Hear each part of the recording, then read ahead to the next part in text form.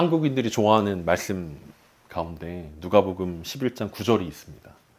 내가 또 너희에게 이르노니 구하라 그러면 너희에게 주실 것이요 찾으라 그러면 찾아낼 것이요 문을 두드리라 그러면 너희에게 열릴 것이니. 이 말씀을 좋아하는 이유는 우리가 하나님께서 예수님을 통해서 하셨던 약속의 말씀이기 때문이기도 하지만 우리가 구하고 찾고 두드리면 무언가 우리가 원하는 것들을 얻어낼 수 있을 것 같다라는 그 마음들을 자극해 주기 때문에 우리 가운데 한국 사람들이 좋아하는 말씀 중에 하나가 아닐까라는 생각들을 하게 됩니다. 그런데 만약에 우리가 구하는 대로 얻지 못한다면, 찾았는데 그 찾은 게 내가 생각했던 것과 다르다면, 문을 두드렸는데 옆에 문이 열린다면 여러분들은 그 상황 가운데 어떻게 반응하시겠습니까?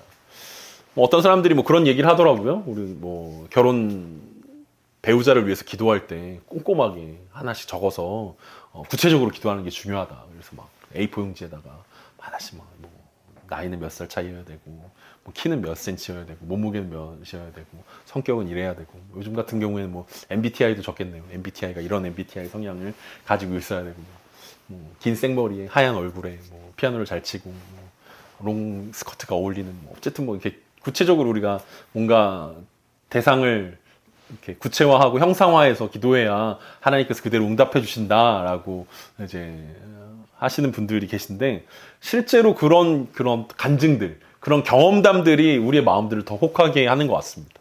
어떤 사람이 그렇게 기도했는데 정말 그거에 딱 맞는 사람들이 딱 나왔다. 그래서 우리 남편이 그런 사람이다. 내가 기도했던 대로 만났던 사람이다. 라고 간증하시는 분들이 있기 때문에 우리의 마음이 나는 그렇게 기도하지 않아서 그런 사람 못 만난 거야? 아니면 내가 그렇게 조금 더 구체적으로 기도했어야 되는데 그러지 않아서 지금 배우자가 이런 거야? 이런 생각들을 하게 된다는 거죠.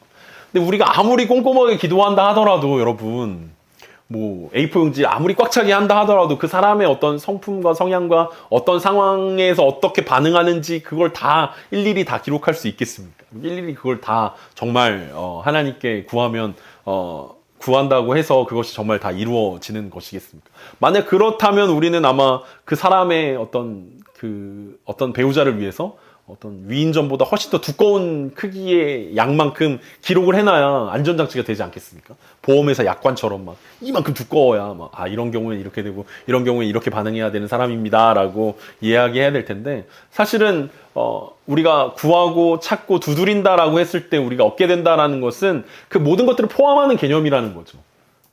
그래서 예수님께서 그 약속을 하실 때 뭐라고 말씀하시면, 너희 중에 아비 된 자로 누가 아들이 생선을 달라는데 생선 대신 뱀을 주며 알을 달라는데 정갈을 주겠느냐. 너희가 악할지라도 좋은 것을 자식에게 줄 줄 알거든 하물며 너희 하늘 아버지께서 구하는 자에게 성령을 주시지 않겠느냐라고 말씀하셨는데, 사실은 그 누가복음에 숨겨져 있었던 것은 아버지라면 아들들에게 가장 좋은 것을 주시는 분이다라고 이야기하는 거지, 구한다고 다 얻게 되는 거다라는 것들을 강조하려고 했던 말씀은 아니었던 것이다라고 생각할 수 있습니다.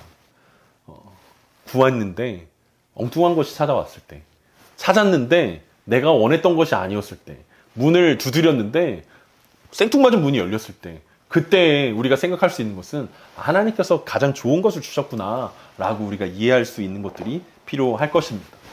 오늘 본문의 상황이 그렇습니다. 베드로가 옥에 갇혔고 베드로를 위해서 간절히 기도했는데 그들이 기도했던 것은 베드로의 어떤 풀려남이나 베드로가 무사히 탈옥하게 된다거나 어떤 구출받게 해달라는 기도가 아니었습니다. 그래서 사람들 가운데 혼란이 생겼습니다. 베드로를 위해서 그렇게 기도하지 않았는데, 구출될 것을 위해서 기도하지 않았는데 베드로가 구출됐다라는 거예요. 베드로가 풀려났다라는 거죠. 구한 적이 없는데, 찾은 적이 없는데, 두드린 적이 없는데 감옥문이 열렸습니다. 그리고 그 상황 가운데서 이 예루살렘 교회가 어떻게 반응해야 되는 것이 맞는가라는 갑론을박이 우리 가운데 생겨날 수밖에 없다라는 거죠. 우리는 어렸을 때부터 이 구절을 가지고 이 믿음 없는 기도에 대해서 이제 많이 얘기를 들었던 기억이 납니다. 여러분 그렇지 않습니까? 기도해놓고 기도한 대로 응답될 것을 생각하지 않고 기도하는 경우들이 많지 않습니까? 이러면서 저도 설교 시간에 들었던 기억이 있는데, 어떤 분이 우리 가운데 흔한 예화 있지 않습니까? 어떤 교회에서 비가 오기를 기도했는데, 그 기도회를 개최했는데 어떤 아이가 혼자만 우산을 가져와서 기도회가 끝나고 비가 내리는데 혼자만 우산을 쓰고 갔다 오라. 그래서 어른들은 비가 오기를 위해서 기도하는 자리였는데 우산 아무도 안 가져왔다. 그래서 믿음 없는 기도다. 뭐 이런 어떤 예화를 진짜 있었던 일인지 없었던 일인지 모르겠지만 어떤 그런 예화들을 들었던 그 본문 중에 하나였던 것 같습니다. 과연 오늘 본문이 이야기하는 것들이 그런 것인지 우리 한번 본문을 통해서 함께 생각해 봤으면 좋겠습니다. 오늘 본문 12절과 13절입니다. 깨닫고 마가라 하는 요한의 어머니 마리아의 집에 가니 여러 사람이 거기에 모여 기도하고 있더라. 베드로가 대문을 두드린데 로데라 하는 여자아이가 영접하러 나왔다가 베드로가 지금 겪고 있는 일은 하나님이 보내주신 천사를 통해서 꿈과 같은 일을 겪었습니다. 자신의 좌우 양옆에 군인들이 지키고 있었는데 그것들이 풀어지고 그리고 옥문이 2개나 열리고 시내로 통하는 문까지 열려가지고 아무에게 제지를 받지 않은 채 시내에 들어오게 되었는데 그 순간 천사가 떠나갔고 그때 베드로가 이제 깨닫게 되었던 거죠. 아, 하나님께서 구원해 주셨구나. 하나님께서 나를 감옥에서 구원해 주셨구나라는 것들을 깨닫고 난 다음의 일입니다. 이 상황 가운데서 베드로는 깨달았습니다. 무엇을 깨달았냐면 지금 내가 마가의 집에 가야겠구나라는 것들을 깨달았습니다. 그래서 17절에 자신의 상황을 설명하는 장면에서 다시 나오지만 주께서 자기를 이끌어 옥에서 나오게 하신 것이라는 것들을 깨달은 다음에 베드로 마음 가운데 어떤 마음이 들었냐면 내가 순교하고 싶어도 순교할 수 없구나. 순교를 위해서 기도했는데 내가 하나님 과감하게 용기 있게 내가 멋지게 주님을 위해서 내 목숨을 드리겠습니다라고 순교를 각오하고 기도했지만 그렇다고 해서 다 순교할 수 있는 건 아니구나라는 것들을 깨달았다라는 거죠. 각자 사람들마다 부르심이 다르고 하나님의 쓰임새가 다르다라는 것들을 베드로가 깨달았다라는 것입니다. 그리고 그것을 결정하는 것이 전능하신 주권자 하나님이라는 사실들을 베드로가 다시 한번 깨달았습니다. 물론 이전에도 그것들을 알고 고백했지만 이번 그 감옥에서 구원받는 사건들을 통해서 새삼 다시 베드로가 느꼈다라는 거죠. 하나님이 하시는 일들이 따로 있구나. 우리의 생각과 우리의 계획을 훨씬 더 뛰어넘는 하나님의 계획이 따로 있구나라는 것들을 베드로가 깨달았다는 거죠. 기도하는 것도 중요하지만 그 이후에 하나님의 응답을 깨닫는 것도 중요합니다.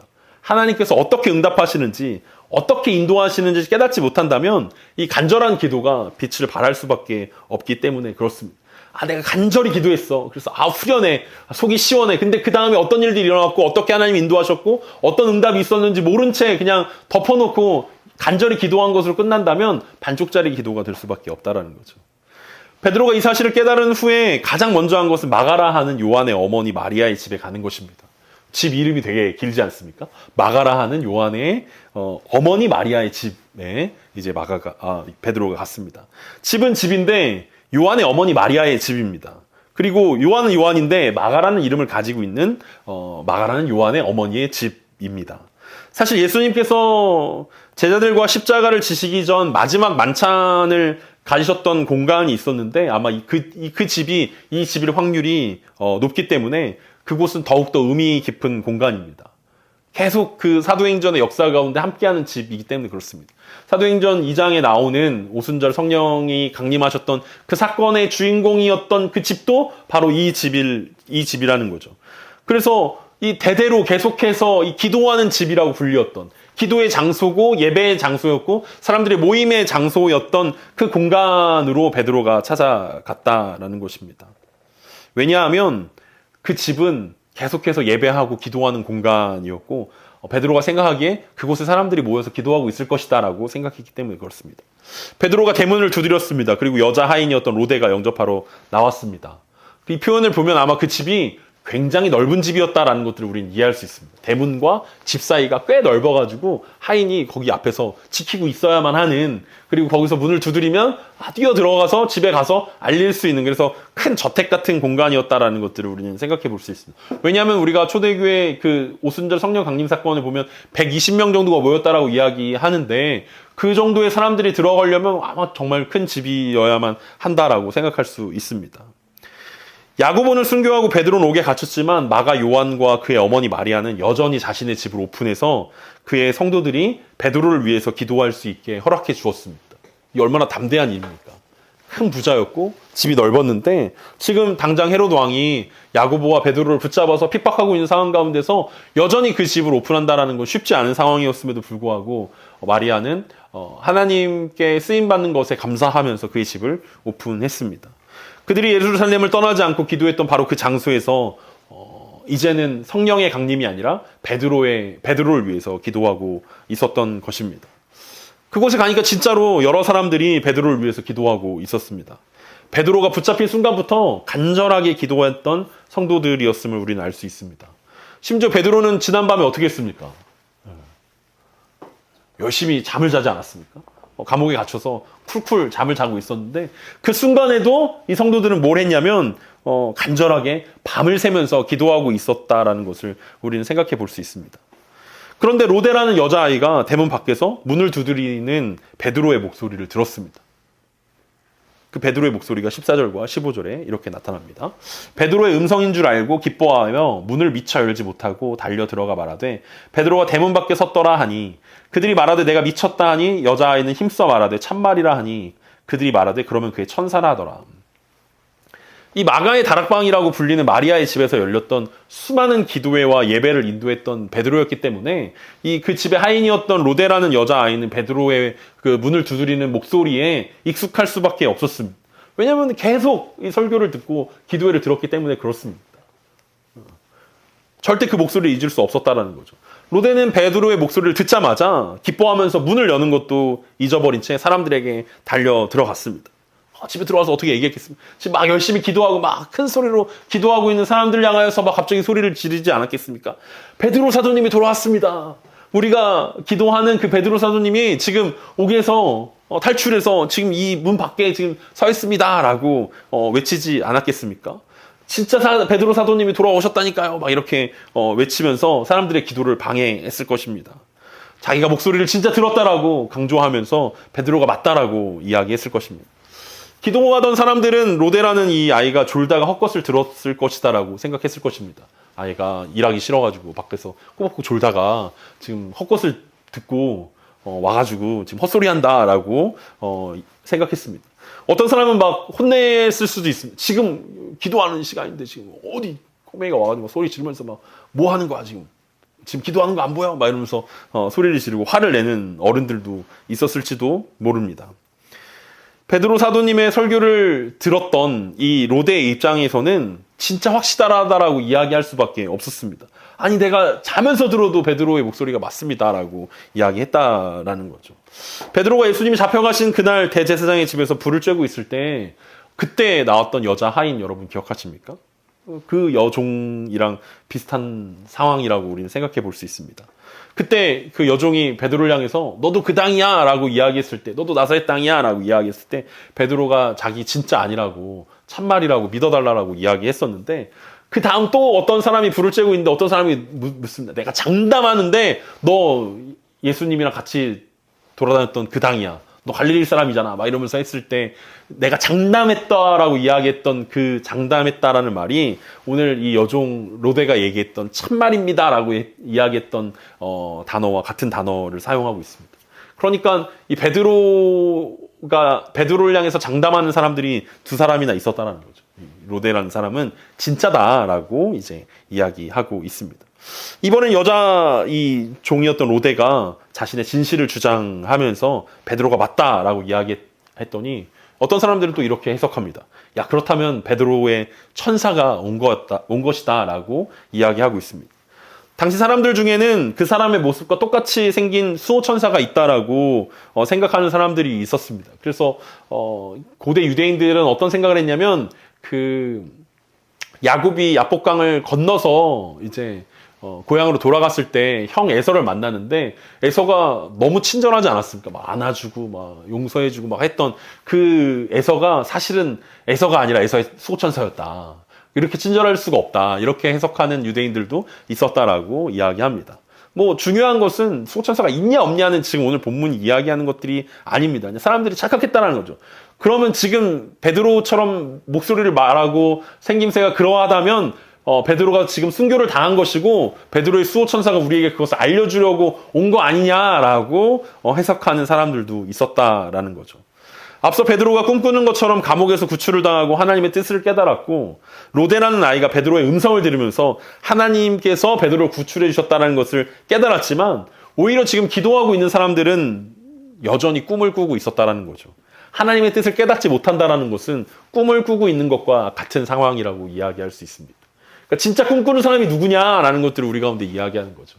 베드로는 깨닫고 꿈에서 깨게 됐고 로데도 베드로의 음성을 듣고 꿈을 깨게 됐는데 사실은 지금 기도하고 있는 사람들이 여전히 꿈속에서 자신들이 원하고 기도하는 대로 하나님이 응답해 주고 하나님이 일하실 것이다 라고 기대하고 그것들을 기다리고 있는 순간이라고 생각할 수 있습니다. 그래서 지금이 꿈꾸는 상황처럼 그들에게 느껴졌을 것입니다. 아, 수호천사가 왔을 거야. 아니면 로데가 잘못 들은 걸 거야. 지금 우리는 기도하는 데 집중해야지 라는 생각들을 하고 있었다라는 거죠.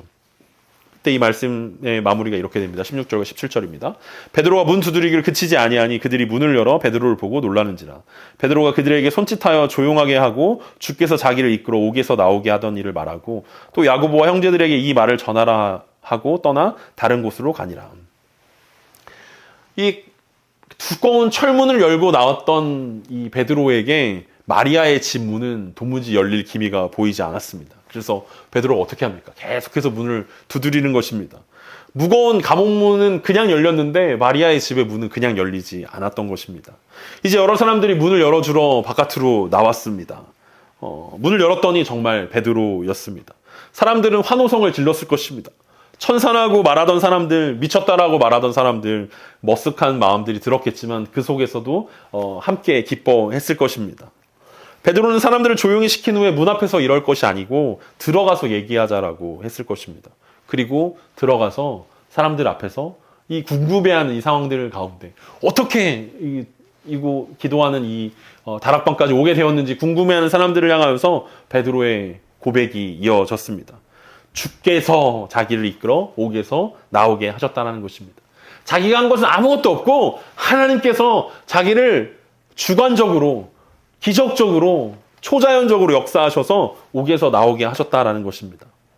하나님께서 베드로 자신에게 자신조차 기대하지 않았던 일들을 행하셨다라는 고백을 이 사람들에게 하고 있습니다.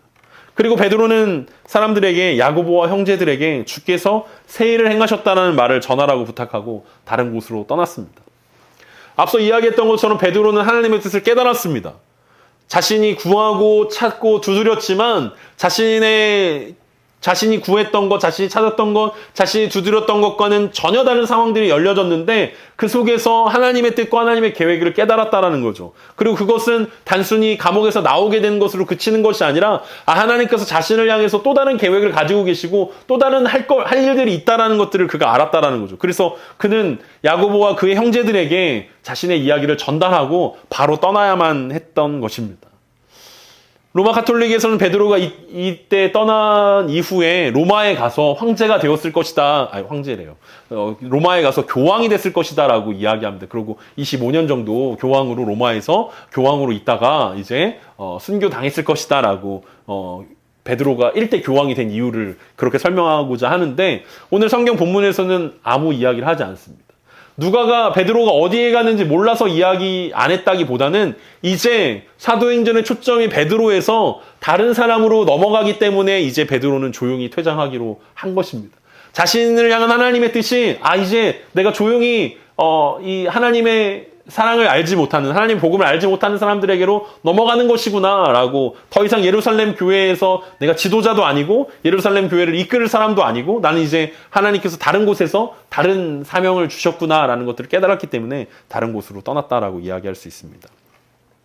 여기서 베드로가 언급한 야고보는 우리가 지난주에 언급했던 것처럼 예수님의 동생 야고보였습니다. 그는 예수님이 십자가에서 죽으신 다음에 부활하신 후에 예수님께서 따로 만나주셨고 예수님을 만나고 예수님을 따르게 되었고 이제 야고보 사도라고 불리게 되었습니다. 그래서 우리 가운데 얼마 전에 순교한 요한의 형 야고보와 헷갈릴 수 있는데 야고보 사도라고 불리우는 이 야고보는 예수님의 동생 야고보입니다. 사도들이 박해 가운데 땅끝으로 흩어졌을 때 그는 예루살렘 교회의 지도자가 되었고 사도행전 15장에 가면 예루살렘 총회의 의장의 역할을 감당하는 것을 볼 수 있습니다. 사도행전의 이야기의 초점이 바뀌고 있다는 것을 우리가 짐작해야 할 수 있습니다. 베드로를 중심으로 이어져 왔던 사도행전이 이제 13장부터는 바울을 중심으로 바뀌게 됩니다. 그리고 그 바울과 함께 동역했던 친구가 바로 마가 요한입니다. 그래서 굳이 마리아의 집이라고 이야기하면 되는데 마가라 이름하는 불리는 요한의 어머니 마리아의 집이라고 이야기합니다. 이 마가의 삼촌이 바나바라는 사실들을 우리가 알고 있습니다. 그래서 바나바와 바울이 안디옥 교회 파송을 받고 1차 전도여행을 갈 때 데려갔던 사람이 마가 요한이었고, 이 마가 요한이 1차 전도여행 중간에 힘들다고 불평하면서 도망쳤기 때문에 이제 2차 전도여행 때는 이 바나바와 바울이 다투게 되어져서 함께 가지 못하고 따로따로 이제 전도여행을 떠나는 장면도 이제 이어지는 사도행전에서 우리는 찾아볼 수 있습니다. 어쨌든 나중에 마가는 베드로의 제자가 되어서 마가복음을 기록하기도 하고, 바울에게 있어서도 굉장히 사랑받는 제자가 되어서 나중에 바울의 서신서에 등장하기도 합니다. 중요한 것은 이제 사역의 초점이, 그리고 사도행전의 방향이 바뀌고 있다는 것들을 베드로를 통해서 우리는 느낄 수 있다라는 것입니다. 이제 예루살렘과 유대 땅에서 헬라와 땅끝으로 사도행전의 초점이 바뀌고 있다는 것들을 이야기하면서 마가의 이름을 콕 집어서 우리 가운데 알려주고 있습니다. 오늘 이야기는 이렇게 마무리됩니다. 간절히 기도했던 예루살렘 교회와 베드로의 귀환을 믿지 않았던 이 이야기는 우리 가운데 예전부터 지금까지 큰 교훈들을 주고 있습니다. 설교 시작하면서 이야기했던 것처럼 기도는 하지만 응답을 믿지 않는 사람들의 예로 자주 등장하는 것이 오늘 본문의 이야기이기도 합니다. 그런데 진짜 오늘 본문에서 베드로도 그렇고 예루살렘 교회도 그렇고 누구 하나 베드로의 풀려남을 위해서 기도했다라는 기록이 전혀 없는데, 그 사람들이 그렇게 기도하고 풀려났더니 믿지 않았더라라고 매도하는 것은 조금 이 초대교회 성도들에게 너무 가혹하다라는 생각들이 듭니다. 그냥 그들이 간절히 기도했다라고만 나오지 무엇을 위해서 어떤 기도 제목으로 기도했다라는 내용들은 기록되어 있지 않기 때문입니다. 그렇다면 그동안 우리가 기도는 하지만 믿지 못하는, 응답을 믿지 못하는 예로 이 본문을 사용했던 것은 조금 잘못된 해석과 적용은 아닐까라는 생각들을 하게 된다라는 거죠. 간절히 기도하면 하나님께서 반드시 응답해 준다라는 말은 응답받지 못하는 사람들의 마음을 의심하게 하고 그 믿음을 쓸데없는 것이라고 생각하게 만듭니다. 그래서 상처받게 됩니다. 나는 기도했는데 하나님이 응답해 주지 않으셨어. 저 사람은 기도했더니 응답받았다고 막 간증도 하고 사람들한테 얘기도 하고 막 감사원금도 내고 막 그러는데, 나는 간절히 기도했는데 내 믿음이 부족했는지 전혀 응답이 없었어 라고 생각하게 합니다. 그리고 소위 응답받았다라고 말하는 사람들에게는 우월감을 줍니다. 기도하면 다 응답되는데 너 응답 못 받은 거 보니까 너 기도 제대로 안 한 거 아니야? 너 열심히 기도하면 다 돼. 하나님이 구하면 주신다고 했잖아. 너 제대로 구한 거 맞아? 라고 영적인 우월감을 선사하기도 합니다.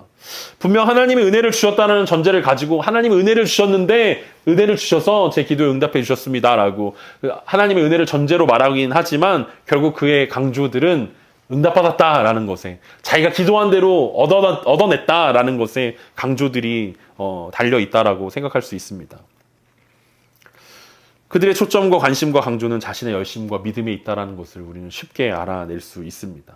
얻어낸 것이 중요한 거지, 사실 그것이 하나님인지 아니면 하나님의 뜻 안에 있었는지 그것들은 별로 중요하게 느껴지지 않기 때문에 그렇습니다. 오늘 본문에서 베드로는 분명하게 이 일이 자신의 열심이나 혹은 간절함 혹은 자신이 가지고 있었던 뜨거운 믿음 때문에 일어난 일들이 아니라고 분명하게 우리 가운데 말씀하고 있습니다. 베드로가 고백하는 것은 분명하게 이 일은 자신이 구하지 않았는데도 하나님께서 하신 일들이라고 말하고 있다는 거죠. 내가 구한 것과는 다른 하나님의 응답입니다. 내가 찾은 것과 다른 찾아냄입니다. 내가 두드렸던 문과 다른 문이 열렸습니다 라고 이야기하고 있습니다.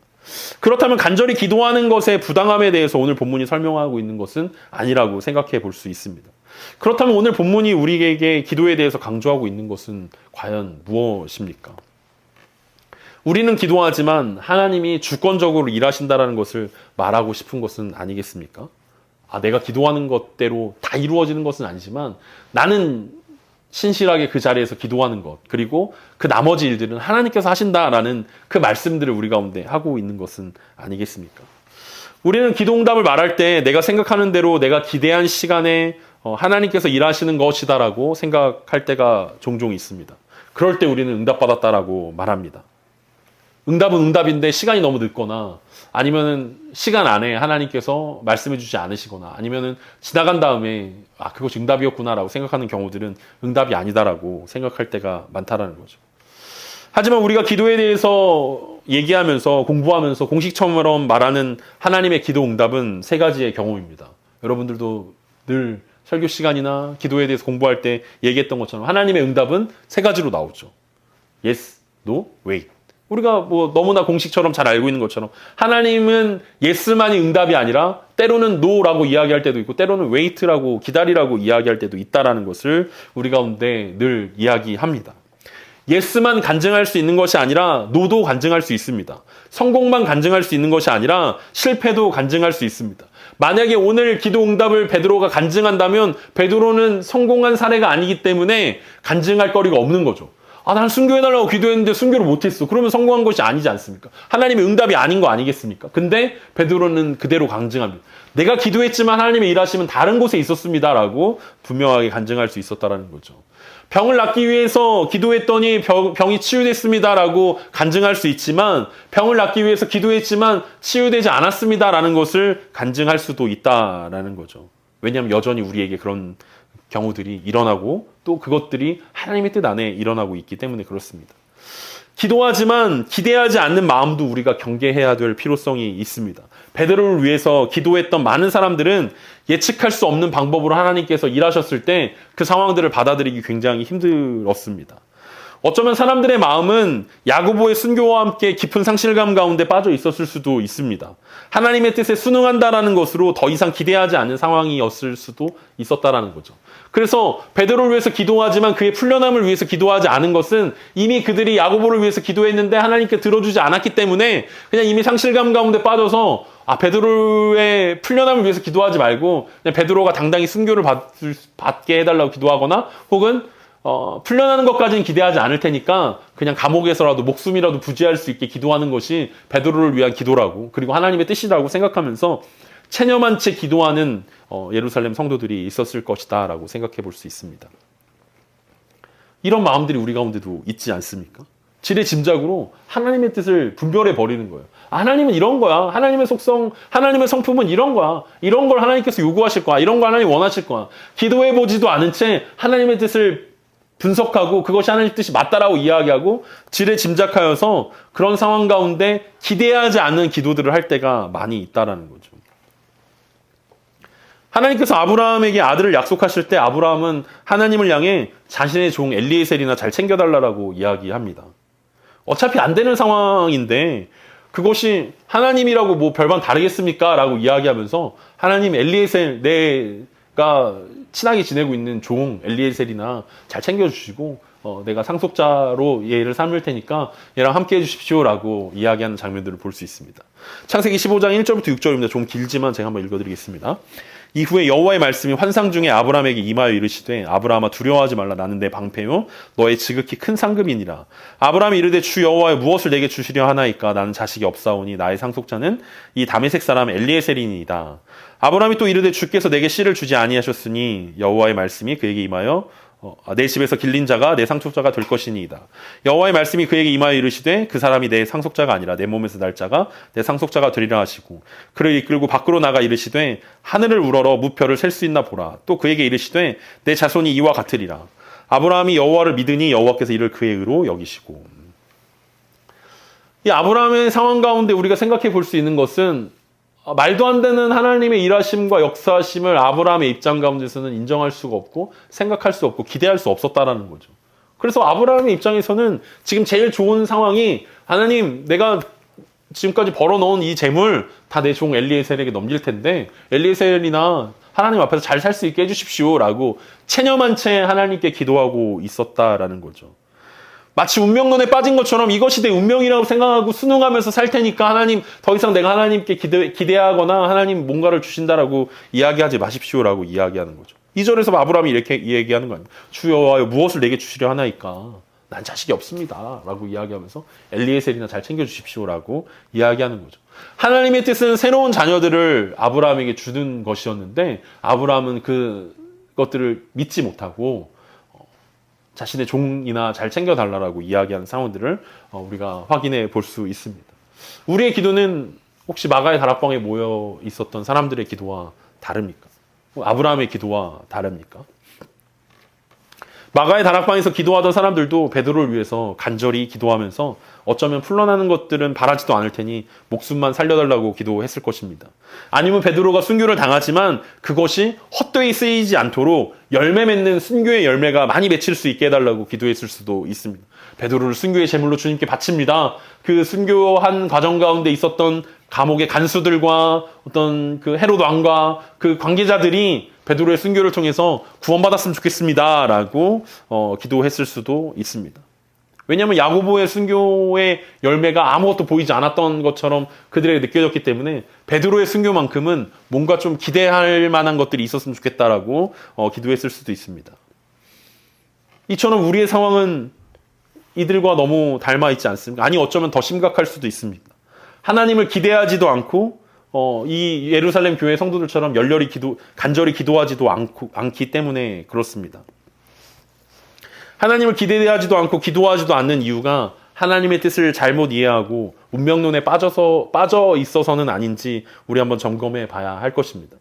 이게 하나님의 뜻이겠지. 치열하게 하나님의 뜻을 구하지도 않고 하나님의 뜻을 깨닫지도 않고 자포자기하고 있는 것은 아니라면 우리는 다시 한번 우리의 기도와 하나님의 뜻을 분별하는 것들을 새롭게 해봐야 할 것입니다. 만약에 그런 마음들이 우리 가운데 있다면 하나님 원래 이런 거지. 하나님 원래 나한테 좋은 거 안 주시는 분이야. 하나님 원래 내가 기도한 대로 안 해주셔. 하나님 원래 뭔가 특별하거나 새로운 응답을 나에게 주실 분이 아니야 라고 포기하고 체념하고 있다면 밤하늘에 나아가 아브라함에게 말씀하셨던 것처럼 여러분 밤하늘의 별을 바라보십시오. 밤하늘의 별을 보면서 하나님을 제한하지 않는 것이 우리 가운데 필요합니다. 우리는 하나님이 어떤 일을 하실지 전혀 알지 못합니다. 그런데 이 아브라함에게 놀라운 일이 생기지 않았습니까? 아까 읽었던 창세기 15장 6절에서 아브라함이 여호와를 믿으니라고 이야기합니다. 아브라함이 100세나 돼서 아들을 주실지 안 주실지 그가 어떻게 알았겠습니까? 하나님께서 말씀해 주셨지만 그의 마음 가운데 아들을 믿었던 것이 아니라 하나님이 응답해 주실 거야 이런 것들을 믿었던 것이 아니라 아브라함에게 생겼던 믿음은 뭐냐면 하나님을 향한 믿음이 그에게 생겨났다는 것입니다. 베드로가 이 응답의 역사들 가운데 생겨났던 것은 하나님께서 일하시는구나 라는 하나님을 향한 기대감이 그 마음 가운데 생겨났습니다.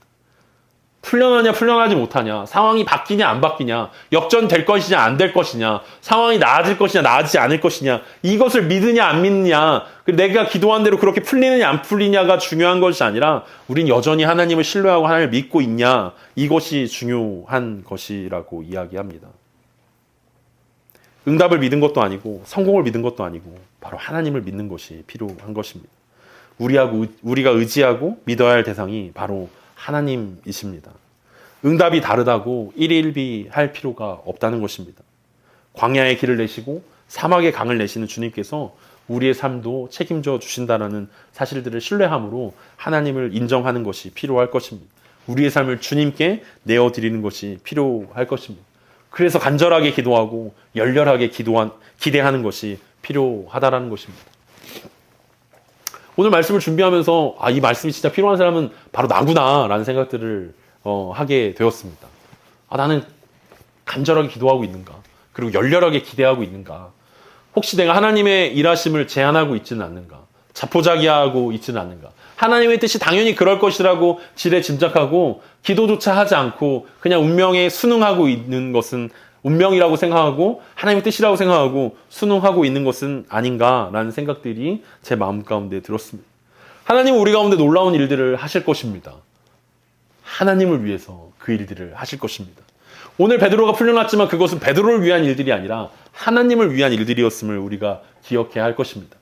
아브라함을 위한 일처럼 보이지만 사실은 그건 아브라함을 위한 일들이 아니라 하나님 나라를 위한 일들이었기 때문에 아브라함에게 그런 일들이 가능했습니다. 우리가 기도하면서 우리가 간절히 간구하고 열렬히 기대하면서 우리가 놓치고 있는 것이 있는데 그것은 나에게 절대로 이런 일들이 어떤 특별한 일들이 어떤 하나님의 특별한 역사하심이 일어나지 않을 거야 라고 생각하는데 맞습니다. 여러분들을 향해서 그리고 나를 향해서 그런 일들이 일어나지 않을 것입니다. 그런데 하나님의 이름을 위해서는 하나님은 그런 일들을 하실 것입니다. 하나님은 기적을 베푸시는 분이고 하나님은 없는 길을 만들어내시는 분이고 하나님은 말도 안 되는 상황 가운데 역사하시는 분이라는 것들을 우리 가운데 알게 해 주실 것입니다. 내 뜻대로 일하게 해달라고 일해달라고 하나님을 향해서 기도하는 것이 아니라 주님 뜻대로 주님의 나라와 주님의 영광을 위해서 일하실 하나님을 기대하며 기도하는 우리가 되기를 소망합니다.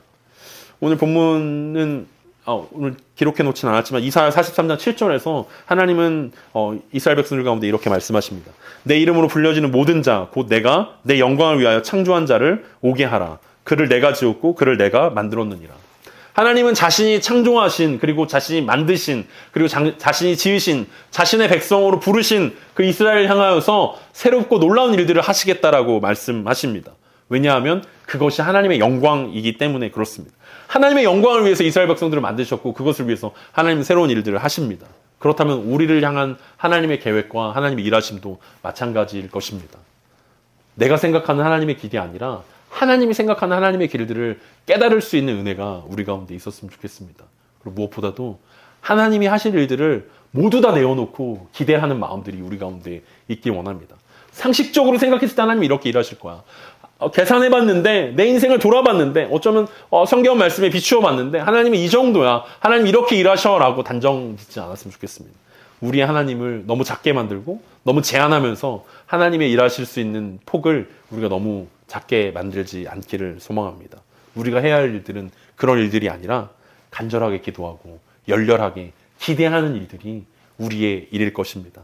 하나님 반드시 그분의 영광과 그분의 나라를 위해서 새로운 일들을 하실 것입니다. 저에게도 그리고 여러분들에게도 그리고 우리 공동체에도 하나님은 우리가 생각할 수 없는 놀라운 일들을 행하실 것입니다.